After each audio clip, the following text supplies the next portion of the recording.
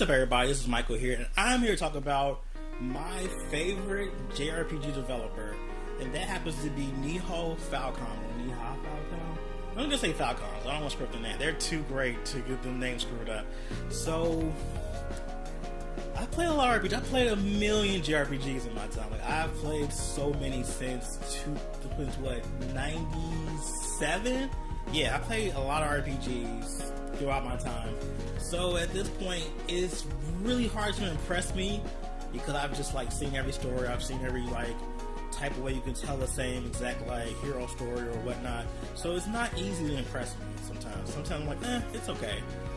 But I remember picking up this game for PSP, and I was like, what is this? And I played it. I saw it got really good reviews. Like, okay, let me give it a shot. And I was like, oh my god, this is incredible. What the hell is this? Where's more of this? I need more of this. And so I had to wait like everyone else to get the second story and to get the third story. I haven't finished part 2 or 3 yet for that series. But I did get this. Oh god. I got Trojan Code Steel Part 1 on a limb. I'm like, okay, I'm gonna give it a shot because I heard nothing but good things about this game. I have nothing but great things about this particular game series. Okay, I gave it a shot, and oh my god, this is easily the best RPG experience I've had in the last maybe 5 to 7 years. Yeah, this is gold. This is just it's such an incredible story, and I love just about everything about it. And I didn't realize before that Falcom also made this. I didn't realize that they were all part of the same company for some reason. I don't know why. I just didn't think, because some parts it's Seed, they're publishing, but I didn't know about the actual developer when this came out. So I was like, oh my god, this game is great too. And so they make some of the most incredible games that I've ever played in my life. I am over the moon when it comes to their games. They're just so rich, so well thought out, and just so everything. So this video will be me telling you exactly why Nihon Falcom is the quintessential leader of JRPGs for this generation. Alright, so first we're going to talk about characters, and then we're going to talk about storyline.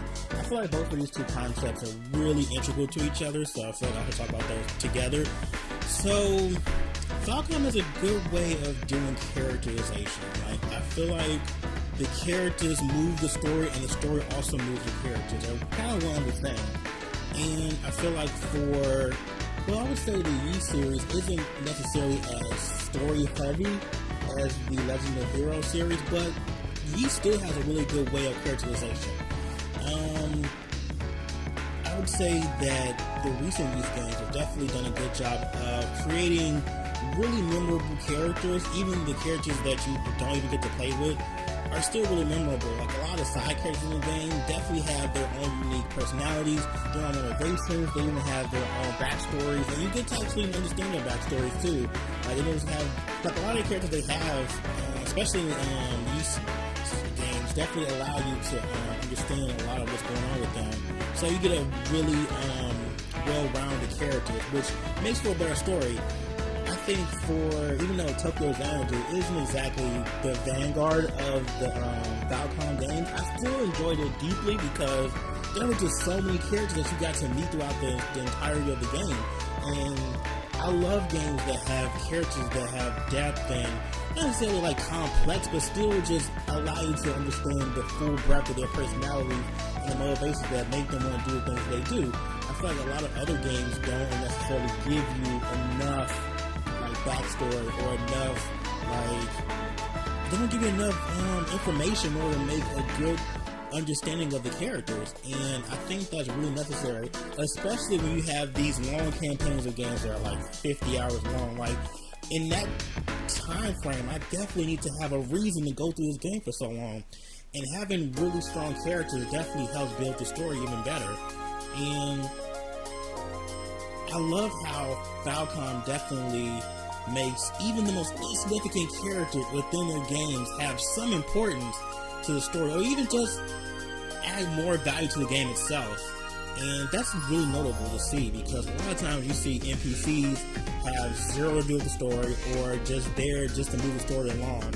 Whereas with a lot of Falcom games, they definitely put a lot of effort into making these side characters worthwhile. And even though some of their games have a very simplistic storyline, I think the Yi series definitely has that particular, like, I think they have that particular aesthetic where they're not really looking for extremely overly layered, like, robust, depth story. They give you like a really good general story, and they put a really amazing characters in that story, which is fine, because I like the fact they have two different brands upon them. They have the Yi series and they have the Legend of Heroes series, and both of them kind of have their own individuality to them. And not only just gameplay, but story and the way the story works and how things go and how the story moves and how layered they are. I think that Legend of Heroes definitely has like such a huge like storylines and such a huge like wealth of characters and world building, and I definitely enjoy the world building in a lot of the Legend of Heroes games, because they allow you to really have a huge scope of what can happen if you make a story with many characters. They all fit together to create such a really incredible journey that you go through. Like, I noticed that a lot of Falcom games really do put a lot of effort into the interpersonal relationship between the characters, because you're on a journey with these people. Like, you feel like you're in a part of their journey, you feel like a part of their life, and every single game they give you a really good overview. Okay, this is why this character's the way they are. Like, I never feel like after playing a Falcom game, especially Legend of Heroes, I never feel like, I wonder what this character was doing, or I wonder why they did that, or, you know, having like really huge plot holes, or really huge like glaring like issues with the characters, and like, well, that seems awful, this personality is kind of weird. And I like that all the characters fit together. Like, it's just such a robust story. Like, especially Legend of Heroes Trails of Cold Steel, I just loved like how each character had like driving motivation, and it didn't stay the same with each game. Like, each game they definitely took on a new shape, and throughout the course of the game and each experience that you had definitely changed them each time they did something significant. And it wasn't just, okay, I start out this way at the beginning of the game and I end up a little bit different. No, these characters like definitely had like really like life-changing things happen to them, and it shaped them for the whole game. And I like how each character's individual arcs all play together in an overarching story for, like, not even just Legend of Heroes, Trails of Cold Steel, but even Legend of Heroes, was it Trails of Zero, which is another series that came out in Japan only. And then there's the Trails to the Sky games too. All of those games sit together in this really, like, cool universe. I would think the best way to explain that whole, like, meta series would be like how Marvel Comics has, you know, the Avengers, and then they have, you know, the X-Men, and they have all these different teams. They all have their own individual like arcs, and then they come together for like these really big like events. And I think Falcom does the same thing with Legend of Heroes series, because between, I would say, Trails of Cold Steel and Trails to the Sky and Trails of Zero, they all have their own individual things going on, and they each play off each other. Like, you will see characters from one game in another game, like, oh wow, I remember him from this game, oh I remember that person from that game, and then it kind of makes you even more interested to figure out, okay, where does this character come from? Especially if you only play one series, you're gonna see people from other series, like, no matter what. Like, you're gonna see somebody from every other game, and like, wow, this character's kind of cool, I wonder where they come from. And they have like this rich backstory to them, and it's just so amazing to like have a game that plays off that so well. And then I love the fact that Falcom doesn't make female characters like side characters, or they don't make female characters like subservient or in the background to like the male counterparts. Like, the female characters are at the forefront of these games.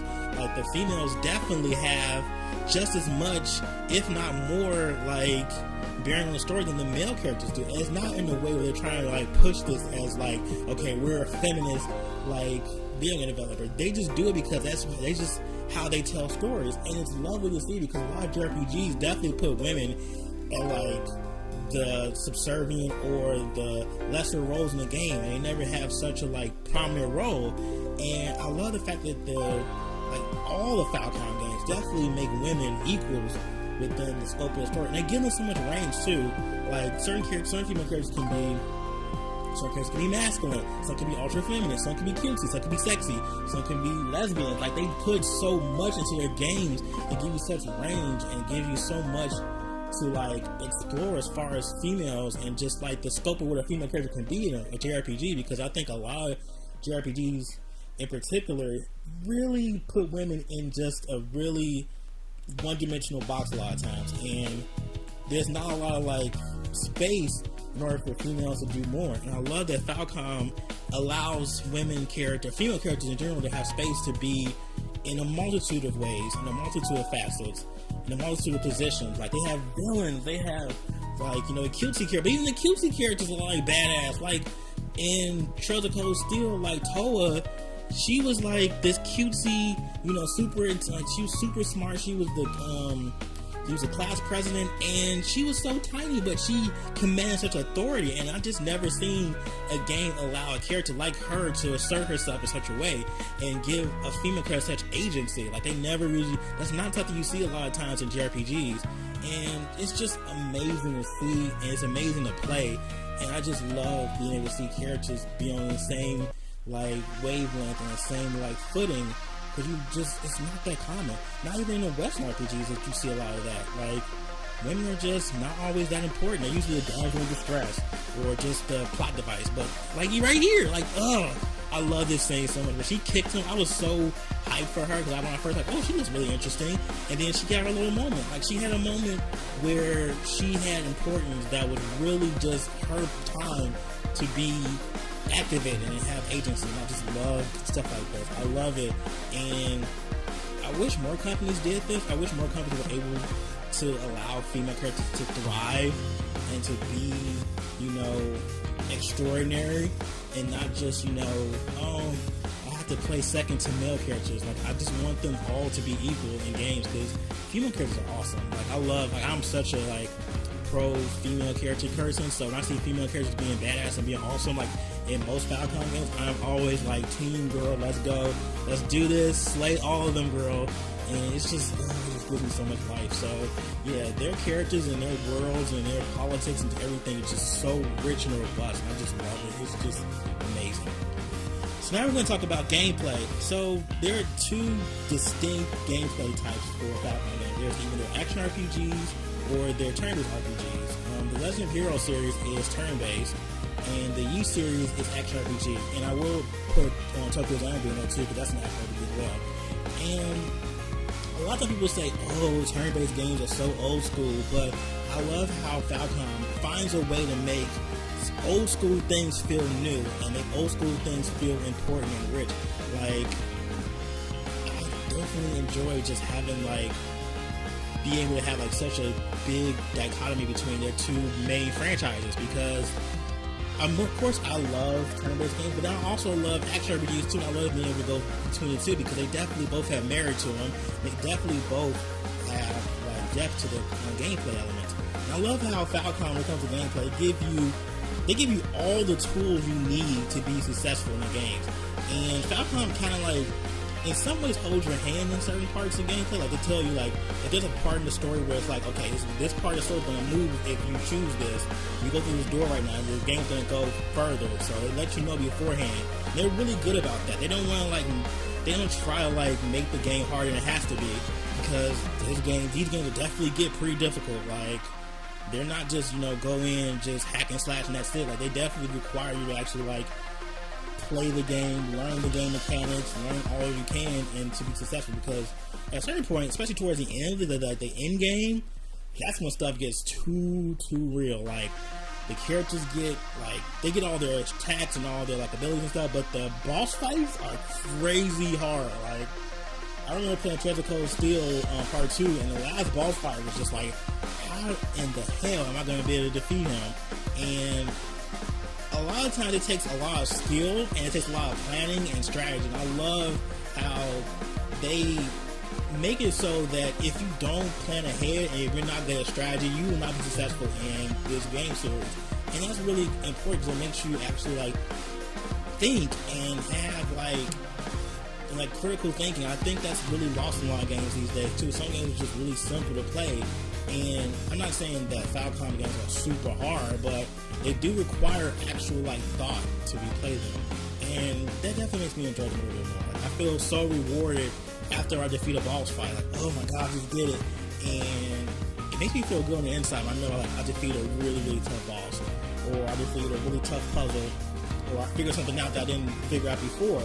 And yeah, I just love the gameplay. The action is really good. It's like, even though Falcom doesn't push the envelope when it comes to graphics, they definitely push the envelope when it comes to gameplay. They understand what makes a game fun. Like, they understand that you need flashiness, but you also need, like, you know, depth to the fighting. You definitely need a lot of elements to it. You definitely need to have different ways to fight. You definitely need different characters who have specific, like, abilities and stuff. And I love having games that every character has a purpose and they all will be needed to defeat the game. Like, I love games like that. I hate having a party of like 12 characters and you only use like 3 throughout the whole game. I hate that. I love how Falcom like, hey, you might want to use this character after a while because this character is useful doing this character is useful doing that. And I love having games like that because it makes every character important. It gives them actual purpose, and I don't like having like useless characters in my party. I hate that. I mean, of course you're gonna have your favorites, but you definitely do need to have like characters have a special like moment to be special and needed in boss fights. Like, every game they come out with definitely has like specialties of each character, and that's really good. And Falcom games are just fun. Like, they're just really fun to play. Like, you get really addicted to the gameplay, and then you get hooked into the story, and then you get hooked into the world and how everything comes together and the politics of it all, and just like the philosophy and how characters like motivations and how they work and how they tick, and it's just so engrossing. Like, I just get so wrapped up in it. Like, I played Treasure Cold Steel for, let's see, the first one I played for 109 hours. I think the second one I played for like the second one I played for 109. The first one I played for like 111. And that was just mainly like main story stuff. That wasn't like side quests and stuff. And it's like, even though it was a very, very long game, it was all necessary to tell the entire story. And it's very rare you to get a game like that that's able to do stuff like that. Like, it's really hard to keep somebody engaged for 109 hours. Like, it's super hard. So you have to have so many elements to it. And I just think that Falcom definitely understands what it takes to make a worthwhile RPG in this sector, even without having, you know, the budget of a Square Enix. I hope that all of that was able to help you understand why exactly I feel like Falcom is like the leader of like JRPG right now. I feel like they are so, the fact that they understand the history behind it and keeping a lot of old traditions within their games while still looking forward to the future. It's just really great to see. And I'm so happy that Ys 8, Lacrimosa Madonna, will be ported to the Switch this year, and that will give more people opportunity to play these incredible games, because more people will play Falcom games, especially if you like JRPGs. Like, you have to play one at least, and most of the time, after you play one, you're gonna probably want to play more because they're just so addictive, and they just give you so much. And after years of playing like so many other RPG series, this one just feels like there's so much care and love and time they put into these games. Like, they don't just ship stuff out with like all DLC you gotta get and buy all this junk and all this stuff and all these politics and whatnot. Like, it's all about the game. It's all about the gameplay, the story, the characters, the music. All about that. It's about the game itself. It's not about the other external things. And I love that about Falcom. They understand that on a deeper level than a lot of the companies do. Not to say companies aren't doing pretty good. I think Atlas still has a pretty good stand in making good RPGs. And I think Namco to a certain extent. Square Enix, however, is on a slippery slope right now with me. So let's just hope they can like figure it out and get back to their roots and just learn how to make incredible games again. Alright, so I talked enough about Falcom games. Hopefully you've enjoyed it. What do you think? Have you ever played a Falcom game before? Do you have interest in playing one now since I've talked about it and fanboyed so much about it? Let me know in the comments below. Please like, subscribe to our channel. Go to our website at www.rushdownradio.net. And yeah, we'll see you in the next video.